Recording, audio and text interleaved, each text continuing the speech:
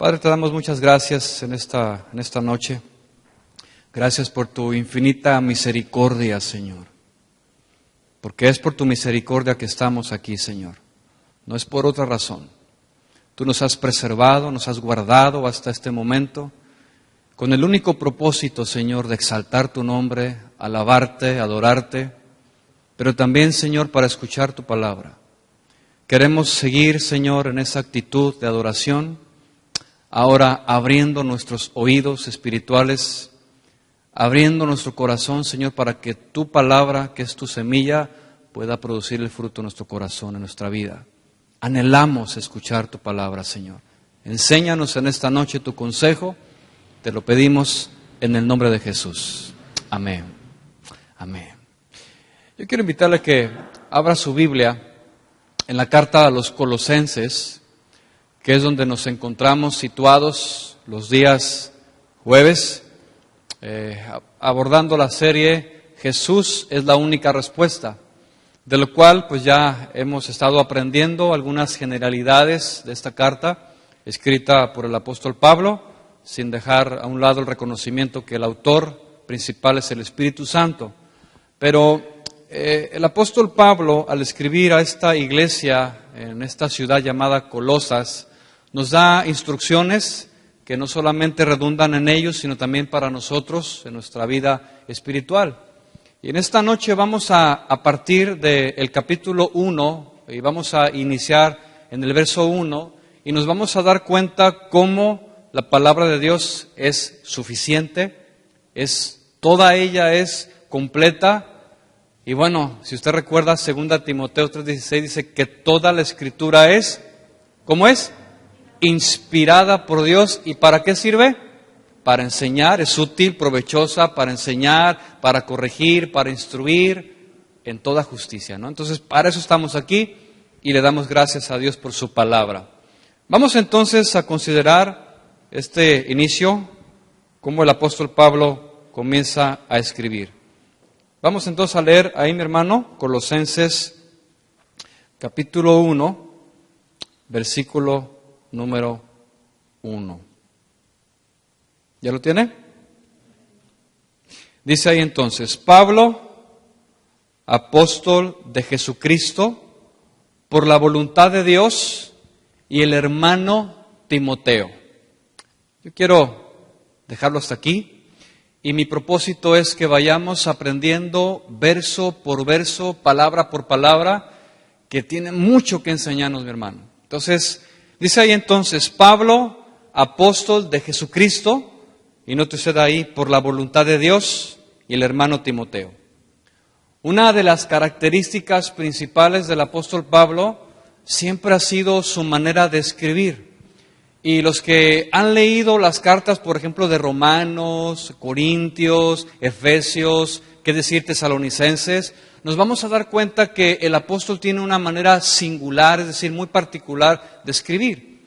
Y él casi siempre inicia de una manera excepcional hablando acerca de quién es él. ¿Por qué razón? No porque se enorgulleciera o porque él estuviera interesado en jactarse, no, mi hermano. Él lo hacía porque la mayoría de los hermanos de esas iglesias pues no lo conocían. Y como no lo conocían, él, inspirado por el Espíritu Santo, comienza a escribir presentándose. Y yo quiero que usted note cómo él se presenta y dice ahí, ¿cómo? Pablo, ¿pero qué dice ahí? Apóstol de Jesucristo. Cuando hablamos de un apóstol, en este caso de Jesucristo, hablamos de alguien que es enviado, de alguien que es un portavoz, un representante, en este caso de Dios, ¿no? Y su nombramiento, su autoridad, se la otorga el Señor quien lo llamó. Y aquí tenemos un principio espiritual muy importante, mis hermanos. La autoridad, el nombramiento que los ministros de Dios tenemos o tienen, es dado por el Señor quien llama, ¿sí?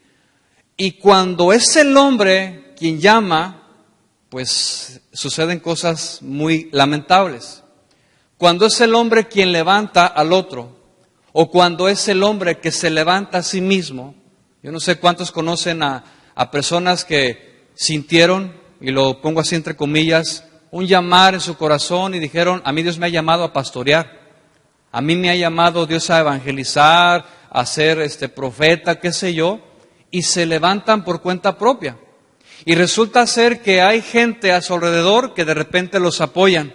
Y dicen, no, sí, tú eres el pastor, tú eres el líder, tú eres el profeta, qué sé yo. Pero notamos aquí que es el hombre levantando al mismo hombre. Y cuando esto sucede y no es Dios, pues simplemente no hay autoridad espiritual. Podrá haber un nombramiento, ¿sí?, de parte de los hombres. Y un reconocimiento hasta cierto punto, pues decimos aquí, bueno, ¿no? O sea, que a alguien le digan pastor, maestro, evangelista. A los hombres les gustan mucho los títulos. Por eso Jesús en alguna ocasión los confronta y les dice, a muchos de ustedes, estaba refiriendo a los fariseos, les gusta que les llamen, ¿cómo? Rabí, ¿verdad? Pero ustedes no busquen esto. Ustedes busquen la sencillez, la humildad, porque el nombramiento y el llamamiento viene de Dios, quien es supremo en autoridad. Y dice la Escritura que Él coloca y pone a cada uno en el lugar que Él quiso, en el tiempo que Él así lo determina. Entonces, cuando es el hombre que se levanta, simplemente, repito esto, no tiene autoridad espiritual. ¿Podrá funcionar? Sí. ¿Podrá pastorear una iglesia? Sí. ¿Podrá profetizar? Sí. ¿Podrá servir? Sí. Pero no tiene respaldo de Dios. Y lamentablemente la iglesia de hoy está siendo liderada por muchos hombres que se levantaron por sí mismos. Está siendo liderada por hombres, y lo pongo así entre comillas, ministros que se han apoderado del llamamiento sin ser llamados. Se apoderan, se apropian un nombre, un título que no les fue conferido por Dios. Y cuando esto sucede, pues resulta en una tragedia espiritual. Fíjate, tanto para quien lo preside, o sea, quien lo tiene, pero también para quien lo sigue. Hay un doble mal ahí. ¿Por qué razón? Porque aquel que se levanta sin llamamiento, aquel que se levanta por cuenta propia, pues lamentablemente va a recibir un juicio de parte de Dios, porque no fue llamado a. Y lo peor es que todos aquellos que siguen a este falso ministro, a este falso profeta, también sufren las consecuencias. ¿De qué manera? Pues son mal alimentados, son llevados por el error y sus vidas van careciendo de la sana doctrina. Y cuando esto sucede, mis hermanos, tenemos una tragedia espiritual. Personas que nunca han escuchado el verdadero evangelio. ¿Y qué es lo que pasa? Cuando alguien no escucha el verdadero evangelio, simplemente no crece. No hay salvación porque no han escuchado la palabra de Dios limpia. No hay una conversión genuina en muchos de ellos. Y viene un estancamiento. ¿Sí? ¿Cuándo? Cuando es el falso ministro, cuando se levanta el propio hombre. ¿Qué más experimenta la iglesia? Bueno, pues trae como resultado dolor, sufrimiento, gente que lastima a la gente, los desvían de la verdad, los dejan morir de hambre literalmente, mis hermanos, porque no los alimentan con la palabra que nutre. Y yo no sé, pero tal vez algunos de ustedes, mis hermanos, lamentablemente estuvieron en rediles, hablando de las ovejas, en rediles extraños, en rediles apacentados por gente que no era llamada por Dios y lamentablemente sufrieron heridas en su corazón. Lamentablemente algunos no han podido superar esto, siguen todavía con la espina clavada en su corazón y todavía recuerdan con mucho dolor lo que les pasó en las otras congregaciones o rediles, ¿no? ¿Derivado de qué? Del falso llamamiento, ¿no? Entonces, sí hay consecuencias, pero cuando se levanta el ministro que Dios ha llamado, que Dios ha establecido, pues el rebaño, la iglesia, comienza a crecer, comienza a experimentar ese crecimiento, se fortalece, se alimenta, es donde encontramos agua limpia. El agua en la palabra de Dios significa eso, la palabra, agua limpia, cristalina, pura. Hay dirección de parte de Dios, ¿sí? Entonces vemos esas características y Pablo cumplía perfectamente con esto. O sea, Pablo era un hombre llamado por Dios al ministerio establecido por la máxima autoridad que era el Señor Jesús. Y Pablo entonces se presenta así y dice ahí, apóstol de Jesucristo, y note usted la frase siguiente, por la voluntad ¿de quién? ¿Del hombre? ¿De quién? Por la voluntad de Dios. Esto quiere decir que no interviene el elemento humano. No es el hombre señalando al hombre. Sí, y aquí, mis hermanos, ocurre mucho esto, en muchos lugares. Por parentesco, es que es mi hijo, mi primo, mi compadre, mi amigo. Y porque eres mi amigo y te aprecio, te voy a dar un ministerio. Error. Porque se tiene que primero orar a Dios, esperar la confirmación, para que entonces ese llamado sea confirmado por el Espíritu Santo de Dios. Por eso dicen las cartas, mirad por vosotros y por el rebaño de Dios, por el cual el Espíritu Santo los ha puesto como obispos, es decir, como encargados. ¿Quién los puso? El Espíritu Santo, mis hermanos. Entonces hay que tener mucho cuidado. Entonces cuando Dios llama, no interviene el elemento humano. Y cuando Dios llama a cualquier persona, ¿sí?, pues viene un periodo de prueba. Dios comienza a someter a esa persona en una etapa de formación. Lo lleva al desierto, lo comienza a pulir. Y el desierto tiene características muy interesantes, porque es en el desierto donde el carácter de nuestro corazón se va formando, se va moldeando. Israel fue llevado al desierto. Moisés fue llevado 40 años al desierto. Jesús mismo 40 días y 40 noches en el desierto. Entonces observamos que cuando Dios quiere trabajar con alguien, lo llevará indudablemente al desierto, mis hermanos, a la prueba, a la escasez, a la necesidad, a la enfermedad, a la aflicción. ¿Con qué propósito? Moldear nuestro corazón. Para que entonces el ministro pueda funcionar adecuadamente. Porque si el ministro no experimenta, el servidor no experimenta casos así, pues será muy difícil que pueda entender a los demás. Por eso es que Dios hace lo que hace. Y esto fue lo que sucedió con el apóstol Pablo. Dios lo somete a la prueba, va moldeando su carácter y escúchame con atención, lo hace a través de los años. Un ministro no se forma en un seminario bíblico, discúlpeme usted si usted tenía esta idea, o alguien puede tener esta idea. Un ministro no se forma en 3 años de instituto bíblico, no se forma por un doctorado en teología, ni siquiera se forma por servir en una iglesia, se forma a través de los años por el respaldo y el cuidado que Dios tiene sobre la vida de cada uno de los que son llamados al ministerio. Y yo no quiero encerrar esto únicamente en el pastorado, mis hermanos. Esto lo involucra a usted y me involucra a mí.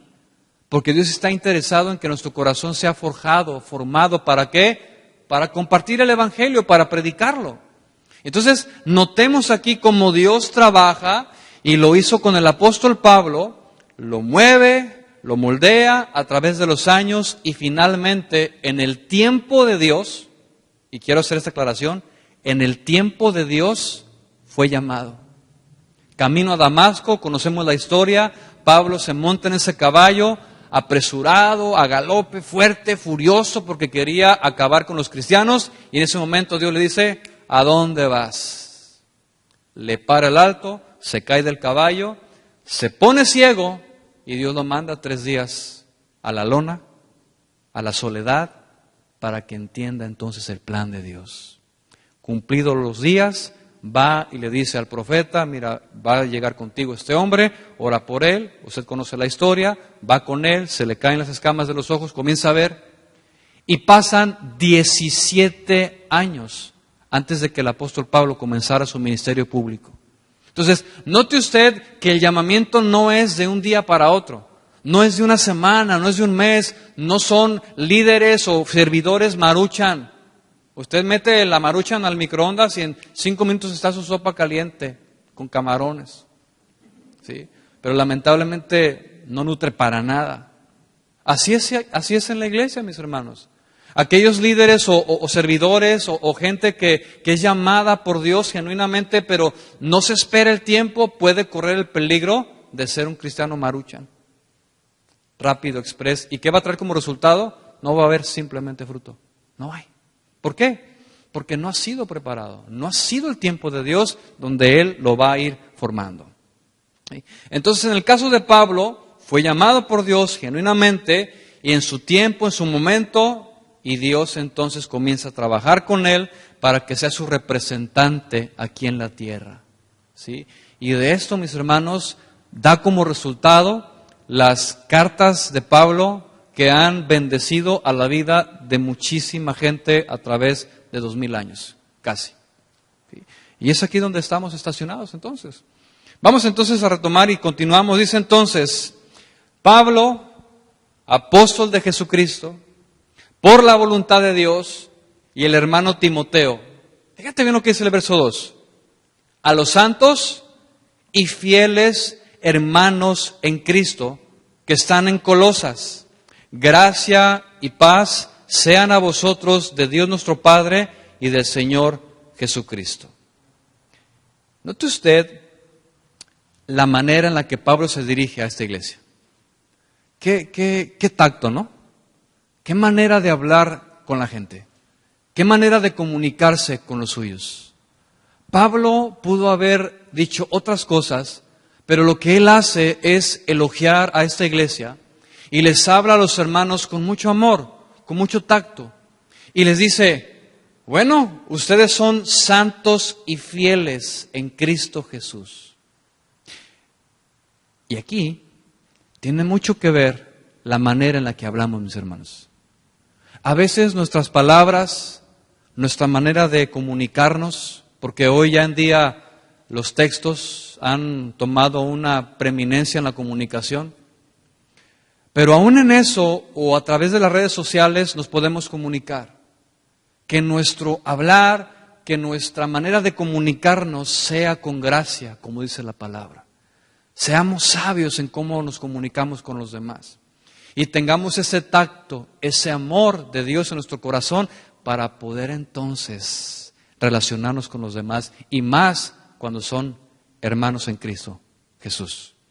Dice ahí entonces Pablo, y se refiere a ellos, y les dice, santos y fieles. Santos y fieles. Y note usted que estas son dos características que deben de prevalecer en cada uno de nosotros. Si somos cristianos. ¿Cuántos somos cristianos aquí? Yo espero que sí. Y si usted dijo amén, yo esperaría que estas dos características pues lo distingan a usted, que me distingan a mí. Mire, dice ahí, santo, a los santos.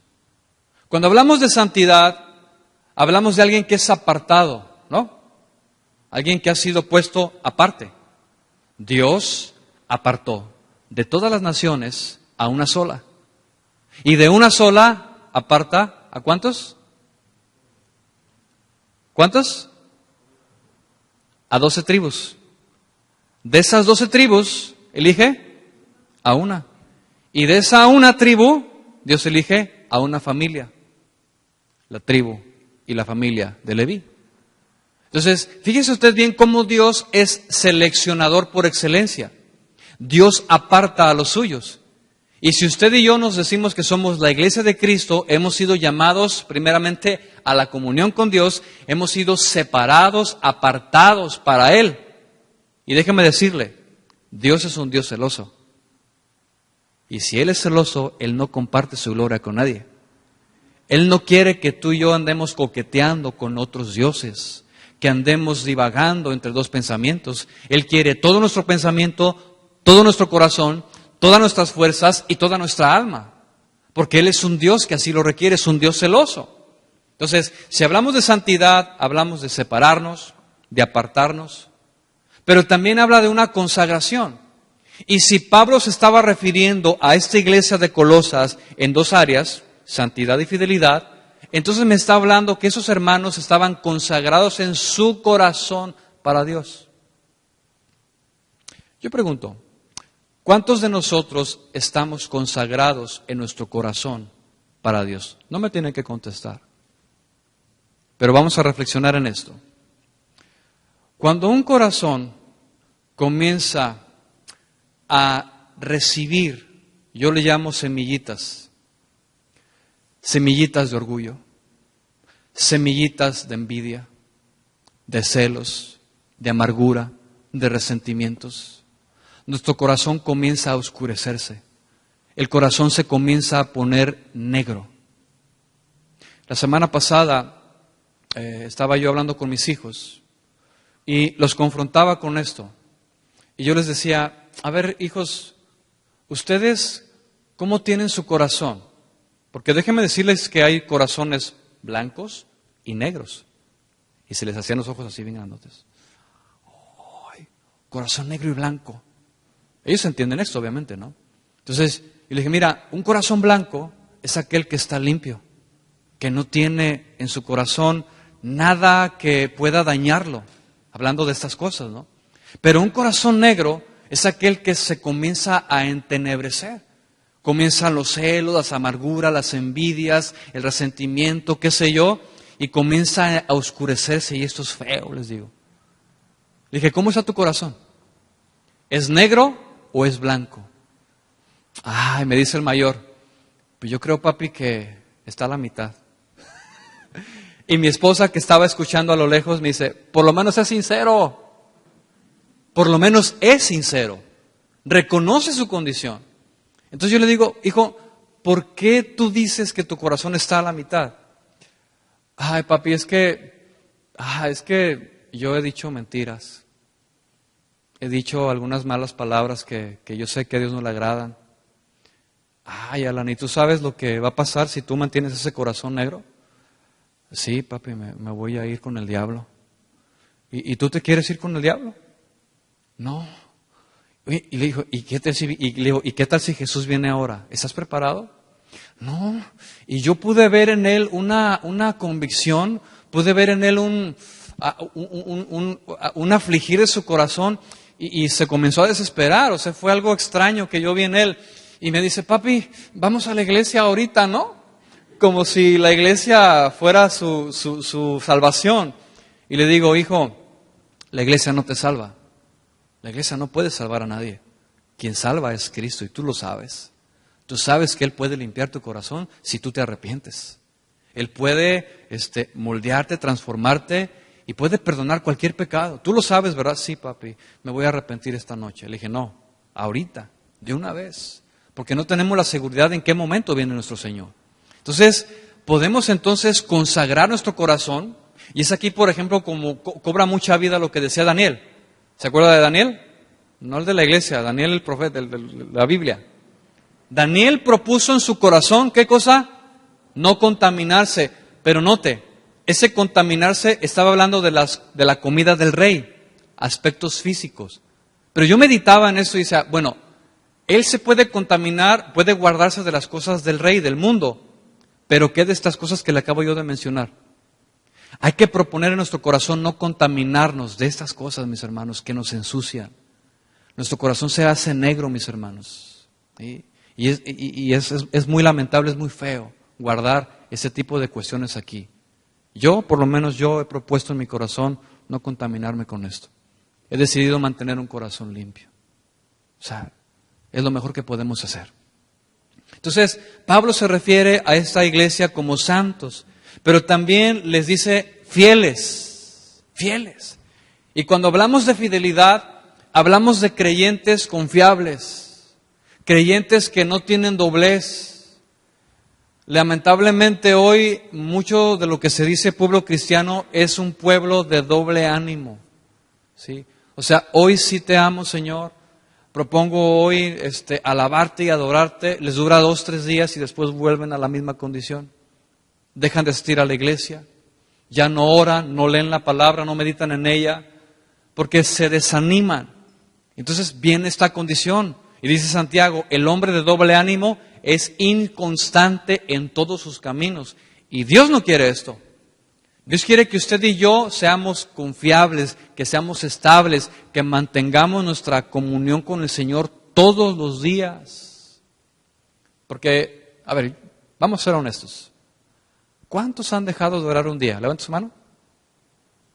Gracias a Dios por su honestidad. 2 días. 1 semana. ¿Todos son santos entonces? Mire, no me dejará mentir, pero las veces que usted ha dejado de orar, 1, 2 días, 3, 1 semana, usted comienza a experimentar una carnalidad impresionante. ¿Sí o no? Así dígalo con convicción. ¿Sí o no? Claro. ¿Por qué? Porque nos alejamos de la presencia de Dios. Y cuando eso sucede, no tenemos confiabilidad. No somos fieles, mis hermanos. ¿Fieles a qué? Al llamado que Dios nos hizo. ¿Cuál es ese llamado? A la comunión con su Hijo Jesucristo. El llamado a la santidad, a la consagración.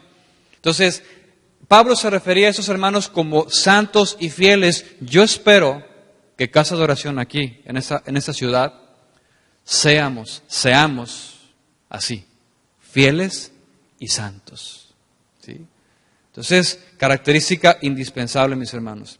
Y note usted entonces cómo Pablo habla de ellos de esta manera. Y eso es algo bien interesante, porque es la manera en la que nos comunicamos, en la manera en la que nos damos a conocer y en la manera en la que un ministro se puede expresar de otra gente. ¿Sí? Yo recuerdo, hace algunos años, llegamos a visitar a un pastor, íbamos varios amigos, ministros, y llegamos a su oficina. Y nos recibió el pastor, ¿no? Hola, ¿cómo están? Bienvenidos, pásenle. Entonces yo le digo, ¿cómo está, hermano? Y lo primero que me dice es, ya no aguanto a esta gente. Así me dijo. No diezman, no quieren servir, ya estoy cansado, ya les he dicho muchas veces que hay que pagar la luz, la renta, el agua, etcétera. Ya les he dicho que debemos de servir y no quieren servir. Yo simplemente me quedé callado. Dije, qué manera de expresarse. Qué manera tan lamentable de expresarse, mis hermanos. Y me voy a ir un poquito más profundo. Hay padres de familia que se expresan mal de sus esposas, de sus hijos, y comienza la queja, ¿no? Es que estos hijos que tengo pueden ser adolescentes, niños, jóvenes, yo no sé, y comienzan a expresarse y decir, ya no los aguanto, no me hacen caso, no me entienden, ya hablé con mi esposo, con mi esposa, no me hace caso, y comienzan a tener una actitud de queja, mis hermanos, cuando debe ser todo lo contrario. La actitud que debe de haber en nuestro corazón, no solamente como ministros, sino como cristianos, es una actitud de agradecimiento. Gracias, Señor, por la iglesia. Gracias, Señor, por este grupo que me has encomendado. Gracias, Señor, por la vida de mi esposa, de mis hijos. Es un privilegio tenerlos a mi lado. ¿No es verdad? Demos gracias a Dios por ellos. Seamos pacientes y considerados, mis hermanos. Recuerde esto. Nuestra familia es como un redil de ovejas. Y como somos nosotros con ellos, ellos van a responder. Y esto es igual en la iglesia o en cualquier lugar donde te encuentres. La manera en la que yo trate con ellos es la manera en la que ellos me responden a mí. ¿Sí? Mi pregunta es, ¿cómo tratamos a los demás? ¿Cómo les hablamos? ¿Nos tomamos tiempo para enseñar, para instruirlos? ¿Somos pacientes con ellos considerando su condición? Porque a veces esperamos mucho de las personas y ponemos estándares muy altos. Es que yo quisiera que mi hijo fuera así, me gustaría que mi esposa fuera de esta manera. La esposa dice, es que a mí me gustaría que mi esposo me hablara así, amoroso. Bueno, y ponemos expectativas. Y lo mismo sucede en la iglesia. Me gustaría que mi pastor fuera así, me gustaría que mi líder fuera de esta manera. Pero lamentablemente, mis hermanos, el hombre siempre fallará. Por eso yo no puedo poner mis expectativas en los seres humanos. Porque mi expectativa será demasiado alta que al no cumplirse va a traer en mí frustración. Es que no es como yo quería. no me habló como yo esperaba, no me respondió. Y comienzan entonces las semillitas de resentimiento, porque la gente no cumple con lo que tú quieres. Mis hermanos, quitemos eso de nuestra mente, quitemos eso de nuestro corazón. Demos gracias, Señor, gracias por la vida de mi esposa, de mis hijos, al revés, como sea, en cualquier nivel, siempre demos gracias. Recordemos, la manera en la que somos con ellos, ellos van a responder. ¿Sí? Sin embargo, Pablo sabía de la condición de la gente. O sea, no era una iglesia perfecta. Colosenses no era una iglesia perfecta. Tenían sus debilidades, sus fallas, tenían sus asuntos en el corazón, inmadurez, experimentaban pruebas, luchas, y pues yo puedo imaginarme que dentro de la iglesia pues también había uno que otro cabrito por ahí brincando, ¿verdad? ¿Por qué? Porque esto es algo inherente, en cualquier congregación hay. Sin embargo, Pablo siempre se dirigió con ellos con amor y dedicación, preocupado por su crecimiento espiritual. Vea usted el verso 3, por favor.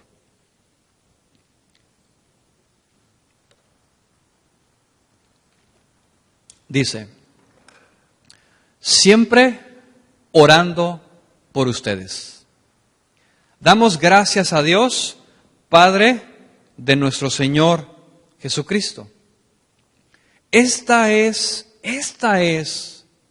una de las características de un buen ministro de Dios. ¿Cuál? Tener gratitud en su corazón por los demás. Pablo, mis hermanos, amaba tanto al pueblo de Dios, a todo aquel que era salvo. Pablo los amaba tanto, mis hermanos, que precisamente estaba preocupado en su bienestar espiritual. Y de manera constante él hablaba con ellos. Les escribía, los exhortaba, los amonestaba, pero también los edificaba en amor. ¿Por qué? Porque en Cristo somos una sola familia. No hay nacionalidad, no importa la cultura, no importa la raza, somos uno en el Señor. ¿Sí? Y esto es lo que hace precisamente el amor de Dios en el corazón de cualquier ser humano transformado por el Espíritu Santo de Dios, que tiene la capacidad de amar a los demás aun cuando no los conoce. Te pregunto, ¿cuántos de los que están aquí han hospedado a gente que no conocen? Levante su mano. ¿Cómo se ha sentido? ¿Cómo te has sentido, Hugo? ¿Qué se siente? Que ya se vayan. ¿Qué se siente? Es algo grato, ¿no? Es algo que solamente el Espíritu Santo de Dios pone en ti, de poder amar a los que no conocemos, pero son pueblo de Dios. Pero esto no lo va a hacer una persona que no lo entiende. Para él va a representar algo así como extraño. O sea, ¿cómo voy a recibir en mi casa a alguien que no conozco? ¿Me roba? O sea, no. Pero cuando somos pueblo de Dios, confiamos, descansamos y nos gozamos en eso, ¿no? Entonces, el amor de Dios nos lleva a demostrar precisamente ese amor aún por la gente que no conocemos. Y aquí viene una pregunta, no me tiene que contestar. Pero ¿cuántos oran por otros hermanos en otras congregaciones? Por ejemplo, Fontana, Glendale, Guadalajara, qué sé yo, que estén en nuestra mente, en nuestro corazón, orando por ellos, aunque no los conozcamos, ¿no? Eso sería un buen hábito de nuestra vida espiritual. Entonces, Pablo dice aquí, orando siempre por ustedes. Versículo 4, dice, siempre orando por vosotros, damos gracias a Dios, fíjate, habiendo oído de vuestra fe en Cristo Jesús y del amor que tenéis a todos los santos. Vamos a prestar atención un momento a este versículo. Lo que Pablo nos dice aquí son las razones del por qué su oración por ellos. O sea, simplemente Pablo ora, pero también te da razones del por qué lo está haciendo. Y la primera razón que dice aquí es que él ha escuchado de la fe que tenían en Cristo Jesús. De hecho, esta era otra de las características de la iglesia, que toda la unidad en el cuerpo de Cristo era caracterizada por la fe en el Señor. ¿Sí? Y esto me lleva a pensar lo siguiente. Si esta iglesia fue caracterizada por su fe, ahora las congregaciones pueden ser famosas por muchas razones. Una iglesia puede ser conocida, por ejemplo, por su edificio. Por ejemplo, aquí tenemos muy cerca Catedral de Cristal. Una iglesia que es famosa en toda la nación por su estructura. Y la gente viene a veces a visitarla y wow, o sea, uno queda impresionado. O sea, dices tú, qué maravilla, qué arquitectura, ¿no? Y la iglesia se conoce por su edificio. Pero también hay iglesias que se conocen por su líder o quien está al frente. Dicen, oh, esta iglesia tiene a este pastor, a este ministro. Y la gente acude para conocer al ministro en persona, tallarle el saco tal vez. No, de veras, en serio.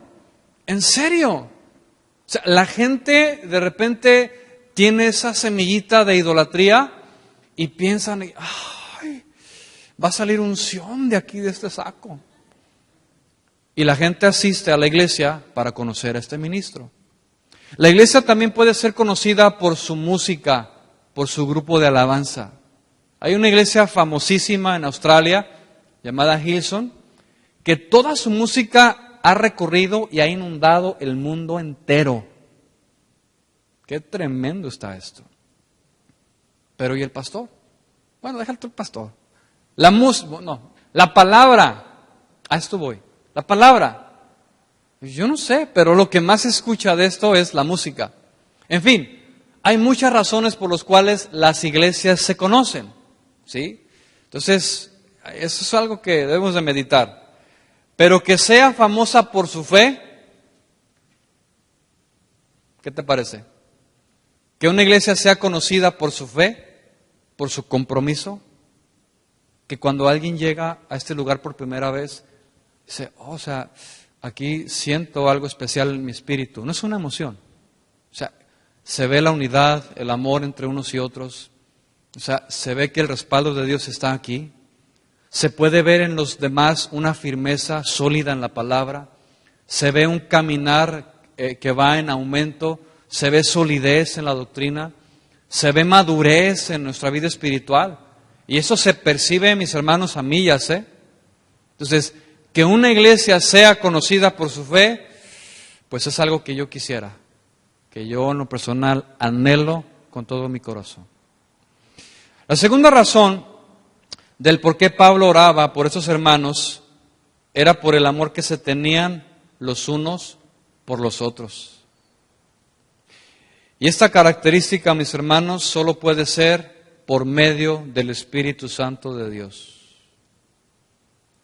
Alguien que no ha nacido de nuevo, alguien que no tiene a Cristo en su corazón, que no tiene la simiente del Padre, no puede amar a los demás.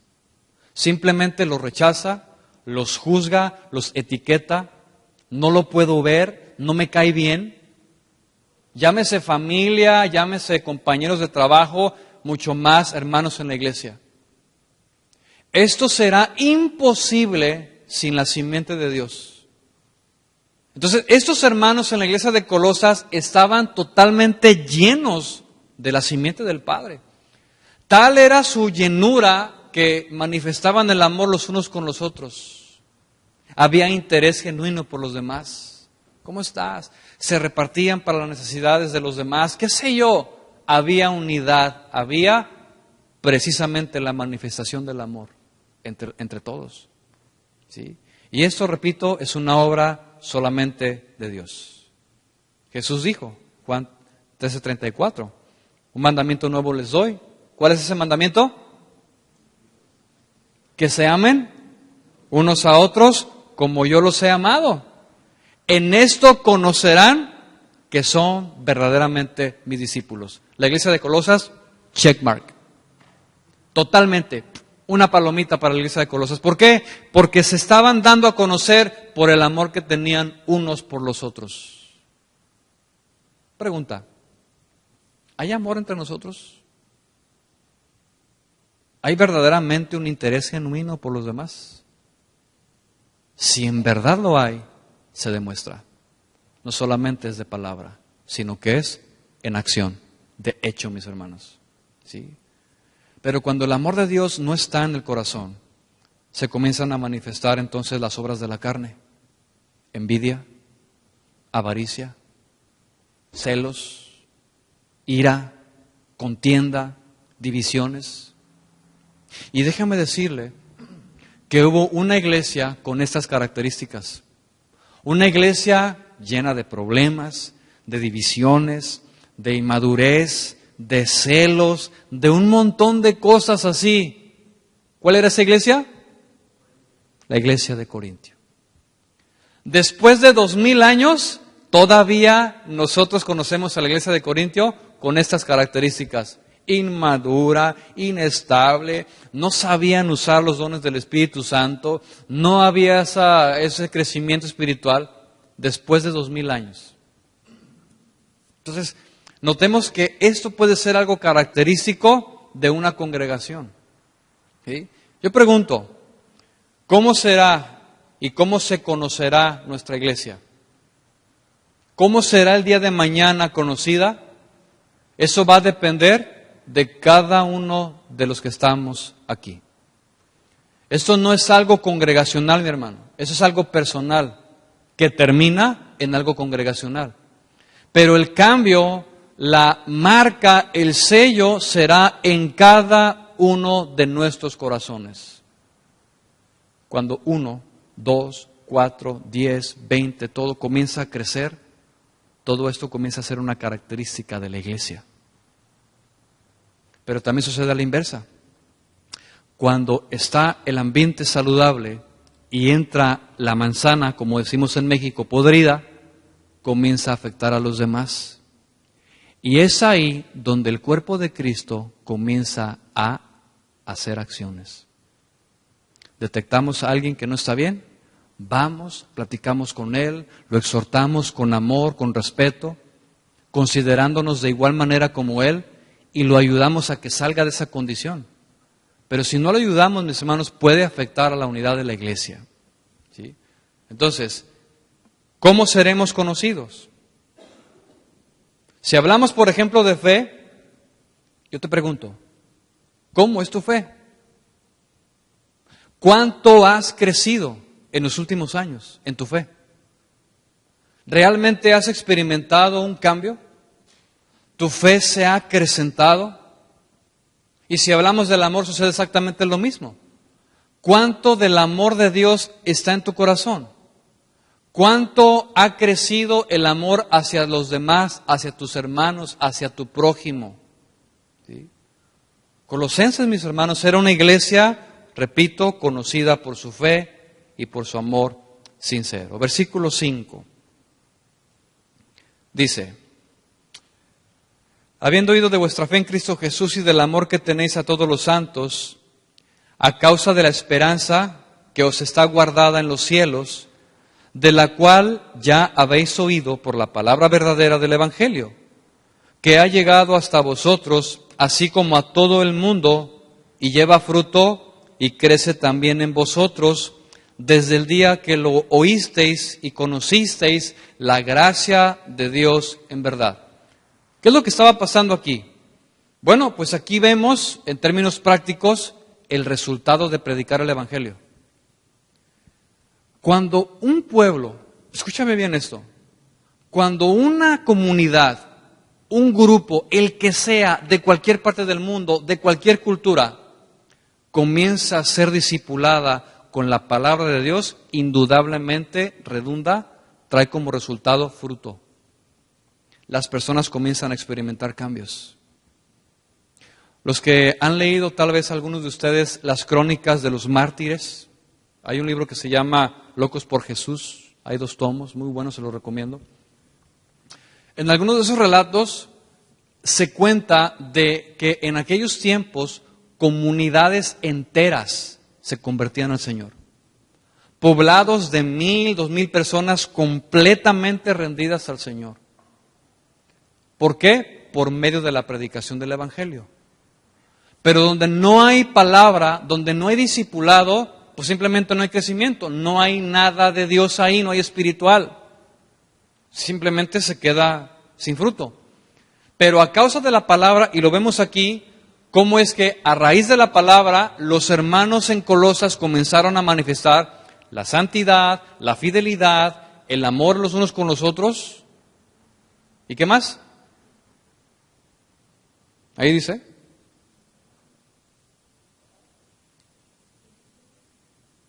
Dice ahí, damos gracias que Cristo Jesús del amor que tenemos. Sí, ahí está. Santidad, fidelidad, compromiso, lealtad. Y ahí está, mis hermanos. Resultado de la predicación del Evangelio. Y esto nos puede servir a usted y a mí como medida, como parámetro de lo que en realidad es la predicación del Evangelio. Si lo hacemos, si lo llevamos a la práctica, podemos cosechar entonces el fruto. Y vemos entonces en ellos un crecimiento gradual. ¿Entiende la palabra gradual? ¿Sí? O sea, que va en crecimiento poco a poco. Y así debe ser nuestra vida. Si su vida y la mía no han experimentado crecimiento a través de los años, mensaje tras mensaje, meditar en la palabra de manera constante, usted está experimentando un enanismo espiritual. Así como hay personas en lo natural, y con todo respeto lo digo, que son enanitos, ¿sí? De esa misma manera sucede en el ámbito espiritual. Hay gente que tiene 10, 15, 20 años en el Evangelio, pero no han crecido. Ahí están experimentando un enanismo espiritual. ¿Por qué? Por diferentes razones, pero entre ellas porque no los han alimentado bien. O porque nosotros mismos no nos hemos preocupado por crecer. ¿Cómo crecemos? Aplicando la palabra. Entonces, en este proceso de crecimiento intervienen dos personas. Diga conmigo, dos personas. ¿Quiénes son esas dos personas? Número uno, yo. Diga yo. Yo. Mi responsabilidad es escuchar el mensaje y aplicarlo. Escuchar la palabra y vivirlo. Pero la segunda persona es quien provee el alimento. Es quien da la palabra de Dios. Quien la expone. Quien selecciona y brinda al redil ese alimento saludable. Es de aquí la importancia del ministro, mis hermanos. Porque si el ministro no cuida el alimento, las ovejas no se nutren. Pero cuando el ministro va a Dios, ora en su presencia, Señor, dame el alimento para tu pueblo el día de hoy, dame tu palabra para poder edificar este redil, las ovejas comienzan a experimentar crecimiento. Y este fue el caso de esta iglesia, mis hermanos, en Colosas, por un hombre llamado Epafras. Versículo 7. Dice ahí, esas cosas que les habían sido anunciadas, dice, como lo habéis aprendido de Epafras, o Epafras, pues vamos a dejarlo así. Dice ahí, nuestro consiervo amado, que es un fiel ministro de Cristo para vosotros, quien también nos ha declarado vuestro amor en el Espíritu. Note usted cómo este hombre llamado Epafras, Pablo lo observa y dice que él ha hecho una labor buena. Y fíjate, la fidelidad de un buen ministro de Cristo se refleja en quienes ministra. ¿Sí? Por ejemplo, el buen ministro de Jesucristo, que es diligente en su labor, se dará cuenta de la condición espiritual de quienes tiene a su cargo o a quienes ministra. Llámese padre de familia también, porque eso tiene una aplicación en diferentes áreas. Entonces, en lo natural, por ejemplo, podemos ver a un pastor descuidado. Y un pastor descuidado, mis hermanos, tiene ovejas descuidadas. No sé cuántos han tenido la oportunidad de ver en la televisión o en la vida real rebaños de ovejas. ¿Sí? Yo no he tenido la oportunidad de verlos en vivo, pero sí a través de la televisión y de programas que ilustran esto. Y hace no mucho tiempo yo observaba uno de ellos y hacían la comparación de la labor pastoral. Y había dos rebaños y los cuales estaban en la pantalla de manera comparativa. Por un lado estaba el pastor descuidado que tenía sus ovejas en tierras secas, o sea, no había pasto, era tierra. El agua donde bebían las ovejas estaba sucia. Los vallados o los cercados de ese redil estaban, algunos de ellos, como que alguien llegó y los pisó, y las ovejas podían entrar y salir a merced. O sea, no había alimento, las ovejas estaban flacas, tenían así descubiertas ciertas partes de su cuerpo, como la piel así, y no había mucha lana en ellas, sucias, llenas, enlodadas, las orejas sucias, las patas sucias. Pero también había del otro lado un pastor diligente, donde tenía sus ovejitas, mire, era algo bien de llamar la atención. Las ovejitas blancas, bien cuidadas, bien peinadas, o sea, bien hasta agradables a la vista, ¿no? Sus patitas bien limpias, porque los que conocen de esto, las ovejitas comienzan a almacenar en sus patas suciedad y eso les afecta, trae infección. Sus orejitas limpias, observaban algunas de ellas en este video, tienen una especie de como les perforan el oído y tienen como algunas etiquetas, ¿sí? Y de esa manera el pastor las nombra y sabe cómo se llama cada una, ¿no? Entonces, aquí vemos el cuidado pastoral, ¿no? Que indudablemente Epafras, como siervo fiel, tuvo por la iglesia, ¿no? O sea, los conocía, se atendía de ellos, y bien, pues un rebaño bien atendido es un rebaño bien nutrido, bien apacentado. Y indudablemente Epafras había hecho un buen trabajo, o sea, su labor ahí fue encomiable, fue algo de mucha notoriedad, o sea, wow, o sea, este hombre lo estaba haciendo bien. Por eso, mis hermanos, Pablo lo reconoce como fiel ministro de Jesucristo y habla bien de él. Y aquí quiero hacer una aclaración o un paréntesis. A los ministros que hacen bien su trabajo, que hagan lo que hagan, siempre se les reconocerá por otra persona. Cuando usted escucha a un ministro hablar de sí mismo, es que yo hice, es que yo prediqué, es que yo viajé, es que vengo de acá, es que vengo de allá, es que yo levanté, edifiqué, etcétera, tiene frente a sus ojos a un ministro con orgullo en potencia. Y eso es en cualquier nivel, en cualquier área, mi hermano. Cualquier persona que se le pare enfrente y comience a hablar de sus logros, tiene frente a usted a una persona orgullosamente en potencia. Pero Epafras no era así. Epafras esperó a que otro lo hiciera. Y eso es lo que debemos hacer. Porque eso es lo que dice Proverbios. Proverbios 27:2, no lo busque, dice, alábete el extraño y no tu propia boca. Alábete el ajeno y no los labios tuyos. Mire, vaya notando cómo en cada versículo, en cada una de esas palabras encontramos una riqueza espiritual. ¿Sí? Algo que nos enseña. Entonces, Epafras había hecho bien su labor. Versículo 9 dice, por lo cual también nosotros, está hablando de Pablo, de Timoteo, de liderazgo, dice, desde el día que lo oímos, no cesamos de orar por ustedes y de pedir que sean llenos del conocimiento de su voluntad, en toda sabiduría e inteligencia espiritual. Voy a hacer un alto aquí. Si usted lo nota, Pablo comienza nuevamente a darnos muestras de un corazón verdaderamente sincero. Sincero por quienes ministra. Sincero por quienes estaba a su cargo la administración espiritual. Y esa sinceridad lo lleva a orar. Y dice, desde el día que lo oímos no cesamos de orar por ustedes. ¿Por qué oraba Pablo en esta ocasión? Que fueran llenos del conocimiento de la voluntad de Dios. Pablo pudo haber orado por otra cosa.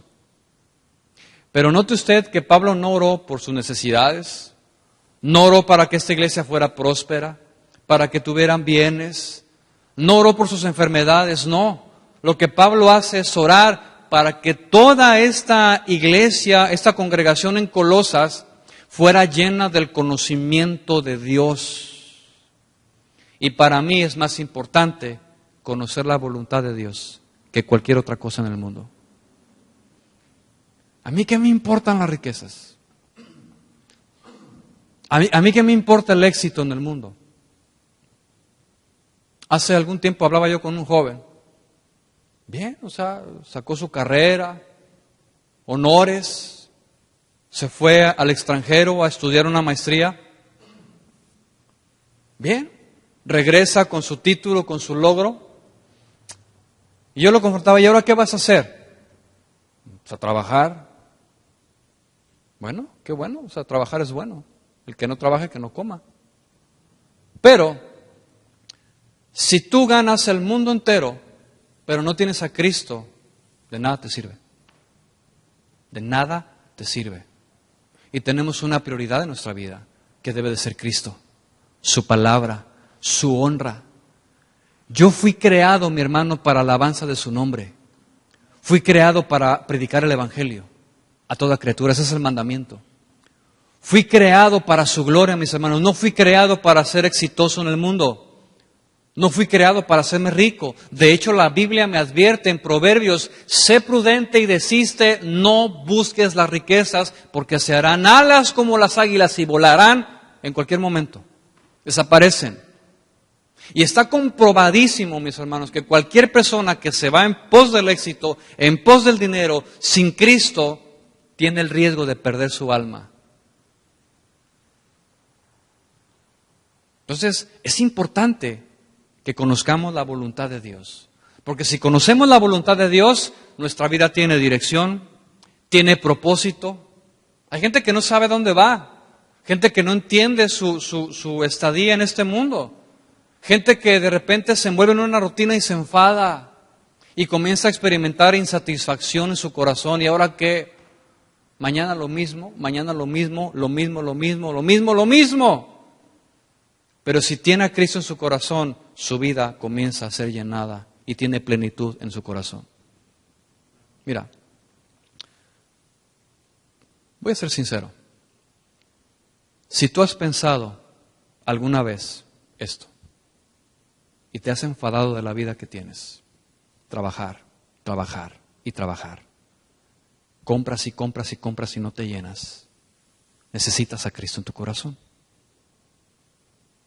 Porque déjame decirte, bad news, nada de este mundo te podrá llenar, solamente Dios. Decía Salomón en el libro de Eclesiastés, aún el mucho conocimiento es vanidad, la mucha ciencia, las riquezas. Y dice él, yo he probado de todo, lo que vino a mi corazón lo hice, no negué nada a mis ojos, y al final de la vida pude decir, todo es vanidad. El único propósito de todo ser humano es exaltar a Dios.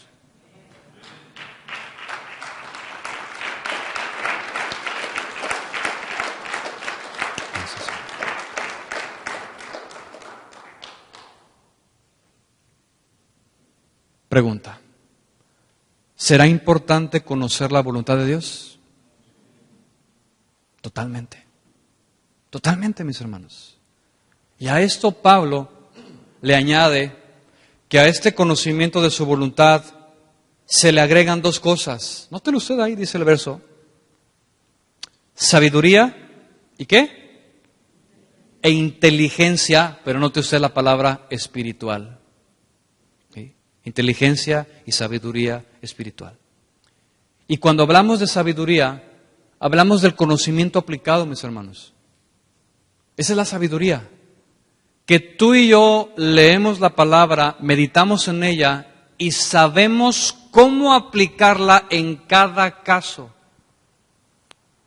De nada me sirve a mí acumular y acumular conocimiento. Hay gente, historiadores, científicos, antropólogos, qué sé yo, que saben el Pentateuco de memoria. Salen en el History Channel, el doctor catedrático en quién sabe qué cosas. Sí, el Pentateuco dice en la palabra de Dios, que Deuteronomio y que quién sabe cuánto. Pero ¿de qué le sirve el conocimiento si no lo sabe aplicar? La sabiduría de Dios consiste en aplicar el conocimiento. el entendimiento para cada circunstancia. Y fíjate, te voy a compartir algo muy interesante. Cuando hablamos de la sabiduría de Dios, que Dios es sabio por excelencia, la sabiduría de Dios consiste en buscar los mejores medios para lograr los mejores propósitos. Esa es la sabiduría de Dios. Caso que se me viene a la mente, José. Dios usando los mejores medios de quebrantamiento, los mejores medios para llevar a José y colocarlo exactamente donde debería de estar. Sabiduría de Dios. ¿Para qué? Para lograr los mejores medios. ¿Dónde? Ser el eslabón para que la cadena de la historia de la redención de la humanidad siguiera adelante. Si bien José no es de los principales en la descendencia mesiánica, pero es el eslabón que une a Israel en esa preservación de la salvación de la humanidad. Qué interesante, ¿no? Entonces, si notamos esto entonces, que la sabiduría de Dios es encontrar los mejores medios para llevar a cabo los mejores propósitos, tiene una aplicación personal. Si tú y yo pedimos esto, que seamos llenos del conocimiento de su voluntad en toda sabiduría, yo entonces, con esa sabiduría de Dios espiritual, encontraré los mejores medios para llevar a cabo los propósitos de Dios. No los míos, los de Dios. Y cuando yo entiendo esto, mi hermano, comienzo a alinearme a su voluntad. Comienzo a alinearme a su palabra. Entenderé las cosas. Las veré de otra manera. ¿Por qué? Porque estoy lleno del conocimiento de su voluntad. Y es así como funciona. Lo entiendo y lo aplico, mis hermanos. De tal manera que todas las cosas que me puedan acontecer, las comienzo a resolver conforme a la sabiduría de Dios. ¿En dónde está la sabiduría de Dios? ¿En dónde? En su palabra, mis hermanos. Aquí está la respuesta a cualquier circunstancia que tenga. Que si yo la aplico, no tengo por qué fallar. Los que fallamos somos nosotros, no la palabra de Dios. La palabra de Dios no yerra, porque es perfecta, es limpia, es eficaz. Los imperfectos somos nosotros. Por eso es importante pedirle a Dios que seamos llenos del conocimiento de su voluntad en toda sabiduría y ciencia. ¿Sí? Y déjame decirte esto. En cada circunstancia que tú y yo tengamos, llámese lo que sea, lo que tú me nombres, en cada circunstancia tendremos frente a nuestros ojos la oportunidad de vivir la palabra. Hace algunos días platicaba yo con un hermano que estaba en necesidad y yo le decía a él, tienes ante tus ojos la oportunidad de demostrar tu cristianismo. Tienes la oportunidad de vivir la palabra. Ahorita es cuando hay que aplicar el conocimiento. En confianza, en dependencia, en una absoluta fe, plena seguridad de que Él es real y que Él me tiene en el hueco de su mano. Es aquí donde no me afano, no me aflijo, no tengo ansiedad, porque sé bien en quién he creído. Pero cuando no lo entendemos, mis hermanos, podemos irnos a la lona, a la derrota. Algunos entran en etapa de depresión, se aíslan, se entristecen, comienzan a afligirse, porque no han entendido la palabra. Hay que vivirla, hay que aplicarla. Y cuando venga la necesidad, la escasez, la enfermedad, la angustia, gózate, alégrate, porque tienes un Dios poderoso. Un Dios que hace maravillas. Es ahí donde se vive, mis hermanos. Por eso es importante tener la sabiduría de Dios. Y el conocimiento de Dios, mis hermanos, en sabiduría y en su voluntad, nos trae como resultado 4 aspectos importantísimos. Se los voy a dar muy rápido. Número 1. Lea usted conmigo, por favor, el verso 9. El verso 10. Dice ahí, llenos del conocimiento de su voluntad, en toda sabiduría e inteligencia espiritual. Verso 10. para que andéis como es digno del Señor, agradándole en todo, llevando fruto en toda buena obra y creciendo en el conocimiento de Dios. 4 resultados. Primero, dice aquí que el conocimiento de Dios y su voluntad me trae como resultado que mi vida debe de andar como es digno del Señor. Y cuando habla aquí la palabra de andar, significa aquí nuestro caminar diario, nuestra mente, nuestras acciones, todo lo que hacemos, mis hermanos. De tal manera que si lo tenemos en nuestra vida, buscamos agradar al Señor, andando como Él es digno. Es donde aquí renuncio a lo que soy, renuncio a mi posición, renuncio a mis deseos, a mis pasiones, a mis anhelos, y comienzo a vivir para Él, andando como es digno. Es como esa sinfonía perfecta en una orquesta. ¿Cuántos han tenido la oportunidad de ver una sinfónica? Violines, chelos, trompetas. Dicen los músicos, directores de orquesta, no tengo el dato muy seguro, pero existen un poco más de 110 instrumentos en una sinfónica. Todos tocan diferente, pero todos están en una armonía. Cuando tú y yo como cristianos estamos alineados a la palabra de Dios, comenzamos a estar en armonía con nuestro Creador. Y lo que yo le pido estará conforme a su voluntad. Lo que yo anhele estará conforme a su voluntad. Y no me voy a equivocar, porque todo lo que pidamos en su nombre, Él escucha. Y Él nos oye, ¿por qué? Porque pedimos conforme a su voluntad. El único que no quiso andar en armonía fue Satanás. No quiso someterse a su voluntad. No quiso caminar en su rectitud. De tal manera, mis hermanos, que si tú y yo no nos sometemos a su voluntad, corremos el mismo riesgo que Satanás, ser expulsados de su presencia. E indudablemente cegaremos lo que elegimos. Nuestras decisiones nos marcarán para siempre. Por eso es importantísimo conocer la voluntad de Dios. ¿Para qué? Para andar como Él es digno. Segundo resultado, es para agradarle en todo. Y cuando hablamos de agradar en todo, ¿es cuánto?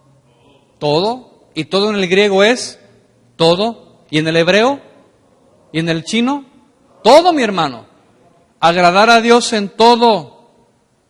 Y cuando yo hablo de agradar a alguien es porque yo busco el deleite del otro.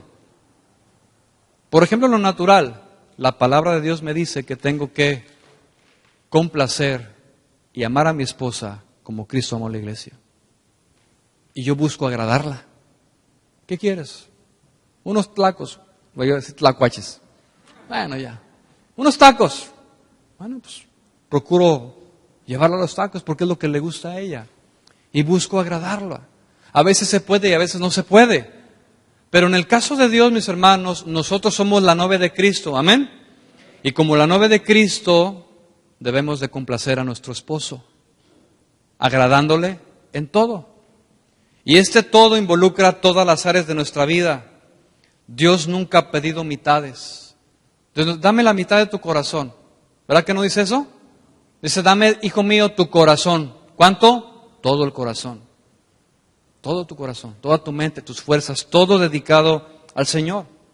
Y cuando entendemos la voluntad de Dios, buscamos agradarlo a Él en todo, nuestra vida rendida a Él, mis hermanos. Y todo lo que hacemos será para su gloria.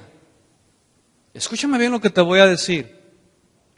Cuando un esposo trata bien a su esposa, está dándole gloria a Dios.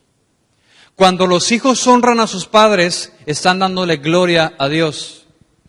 Cuando un trabajador trabaja, es honesto, íntegro, puntual, está dándole gloria a Dios en su trabajo. Cuando hacemos lo que tenemos que hacer, honramos y le damos gloria a Dios. De esa manera se entiende esta palabra. Andándole como es digno, agradándole en todo. Tercer resultado, llevando fruto en toda buena obra. Mis hermanos, el fruto se manifiesta a millas. Tú puedes observar un árbol a lo lejos y puedes ver la manzana colgada ahí. Puedes ver el plátano, la papaya, y tú ves, esa fruta es genuina, es real. Pero así como hay verdadero fruto, también hay falso. Recuerdo una ocasión que había un matrimonio y la esposa deseaba que en su yarda, que dicen aquí, en su patio trasero, pudiera tener ahí árboles frutales. Lamentablemente la tierra no producía esos árboles ahí. Pero ella tenía ese deseo y le decía a su esposo, a mí me gustaría tener un árbol de manzanas.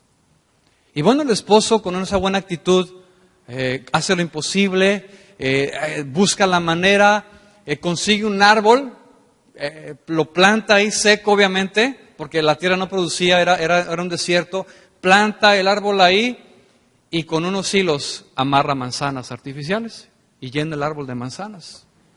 Y llega con su esposa y dice, mi amor, ¿qué crees? Te tengo una sorpresa. Ay, ¿qué pasó, viejo? Pues vente, mira, vamos a ver.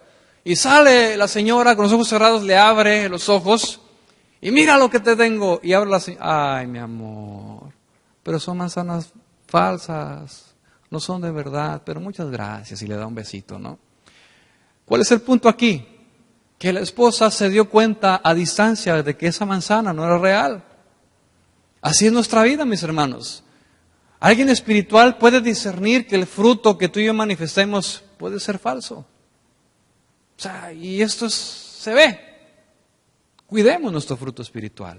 Entonces, eso es lo que dice aquí. Y último, cuarto resultado, crecer en el conocimiento de Dios. ¿Cuántos quieren conocer a Dios? Lamentablemente, mis hermanos, para nuestra naturaleza será imposible llegar a conocer a Dios a plenitud. Simplemente porque Dios no tiene límite. Y decía el salmista, y su entendimiento no hay quien lo alcance. Salmo 139. No, es imposible. Porque Dios es inmenso, mis hermanos. Pero si algo tenemos que hacer en nuestra vida, es conocer a Dios. Dice Jeremías 9:23, así dijo Jehová, no se alabe el sabio en su sabiduría, ni en su valentía se alabe el valiente, ni el rico en sus riquezas, mas alabes en eso el que se hubiera de alabar, ¿en qué? En entenderme y conocerme que yo soy Jehová. Ahí está la gloria del hombre, en conocer a su Dios, en conocer a su Hacedor, en conocer a aquel que lo formó. Ese es mi propósito aquí en la vida, conocer al Dios de los cielos y la tierra, conocer al único incomparable y que nuestra vida le dé gloria a Dios. Ese es mi propósito, mis hermanos. ¿Sí? Conozcamos a Dios para entonces agradarle en toda nuestra manera de vivir. ¿Alguien aquí quisiera ser lleno de la voluntad de Dios? Si tú quieres ser lleno de la voluntad de Dios, mi hermano, y quieres que Dios llene tu vida en toda sabiduría y conocimiento, ponte de pie.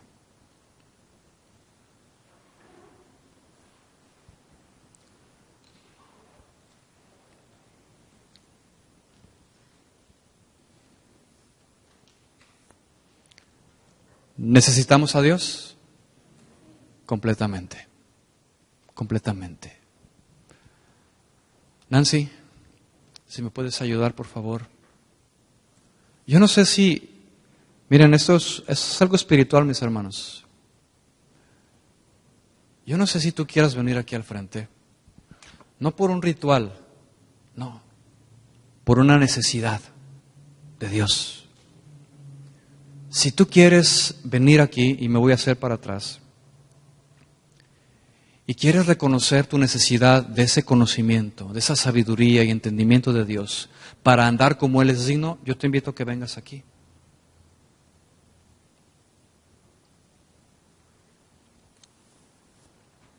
Servidores, si me pueden ayudar, por favor. El conocimiento de Dios, el entendimiento, la sabiduría, no es algo que yo te pueda dar.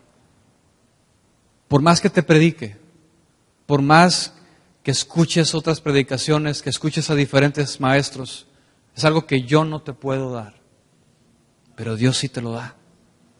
Y te lo da cuando hay en tu corazón sinceridad, cuando hay necesidad de Él. Cierra tus ojos y vamos a pedirle a Dios esto. Que Él nos llene de todo conocimiento, entendimiento de su voluntad, en toda sabiduría que proceda de lo alto. Comienza a decirle con tus palabras, mis hermanos que pasaron aquí al frente, que están atrás también. Dile al Señor, Señor, yo necesito de ti. Dependo de ti. No dependo de nada humano, Señor. Dependo total y absolutamente de tu palabra, de tu dirección. Necesito cada día de tu sabiduría.